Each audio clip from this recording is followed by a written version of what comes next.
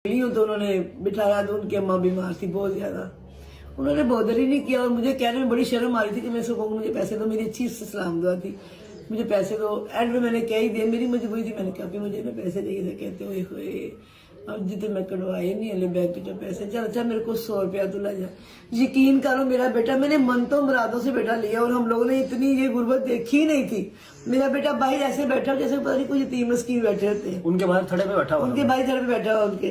तो मैं अंदर जब मैं बाहर निकली 100 रुपया लेकर, मेरा अंदर दिल रो रहा था कि मैं क्यों आई इतनी बारिश में, इतने बुरे हालात में, कि कोई समझ नहीं आई थी कि ये गटरों का पानी है, नालियों का पानी है कि बारिश का पानी, इतना सब कुछ मिक्स हुआ पड़ा।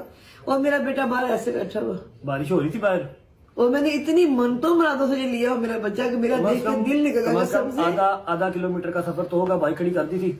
उसके चल बाद के इतना बेटा पानी गए। का मैंने हाथ इनका पकड़ लिया कि कहीं कोई गटर वगैरह ना हो। जाना भी जरूरी था, सुबह गजल ने भी स्कूल जाना था, कॉलेज जाना था, जो भी उस टाइम पे थी एग्जैक्ट नहीं याद अब। जब मैं बाहर निकली मैंने इसको बैठे देखा, फिर मेरे बड़ा दिल को कुछ हुआ कि अल्लाह पाक इस तरह टाइम किसी पे ना आए। अच्छा हुआ मैं क्या? इतनी आस उम्मीद लगा के कि मेरे पैसे मुझे दे देगी। आधा किलोमीटर कम से कम हम चल के गए। मैंने सिर्फ इनका हाथ पकड़ी रखा कि कोई गटर वगैरह बीच में ना हो, खामोश हो जाओ यार, ठीक है। हम घर पहुंच गए, उनका घर ऊंचा था तो रैंप बना हुआ था, बाहर थड़ा बना हुआ था।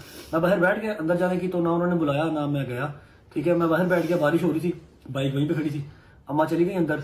अम्मा ने जाके उनसे कहा कि दी ऐसे ऐसे वो पैसे बाजी, ठीक है। उनकी माँ की तबीयत खराब थी, पहले अम्मा ने जरूरी नहीं समझा।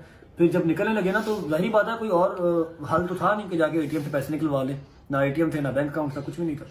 तो अम्मा ने ना उनसे कह दिया, उन्होंने कहा कि नहीं मेरे को तो पैसे नहीं है, मैं कटवाए नहीं बैंक से, 100 रुपया मेरे को आ चल तू यार हल। अम्मा भी मार है, मैं बाहर नहीं निकली हूँ तो मैंने एटीएम से पैसे नहीं निकाले, तो आप ना ये 100 रख लो। उनकी शायद गलती थी, हम बताए बगैर ही गए थे, हो सकता है घर पे पैसे ना हो।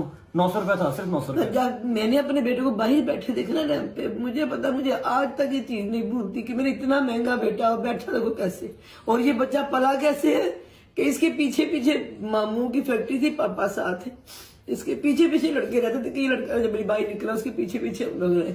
इसलिए नहीं था सुना रहा मैं, इसलिए मैं सुना नहीं चला, बस कोई नहीं, मैं भी तो बंदा फनी। और इतना फनी मैंने सारा व्लॉग बनाया था, आपने सारा जो है ना वो इमोशनल में उसको डाल दिया। ये स्टोरी है ना, ये स्टोरी ये समटाइम्स जब अगर अम्मा मेरी कभी देखे ना कि मेरा पुत्र आकड़ जा रहा है या फिर इसके अंदर थोड़ा सा एरोगेंट ये हो रहा है, जबकि मैं बहुत शादो नाजो, मेरा ख्याल है कभी नहीं मैं हुआ हूँगा।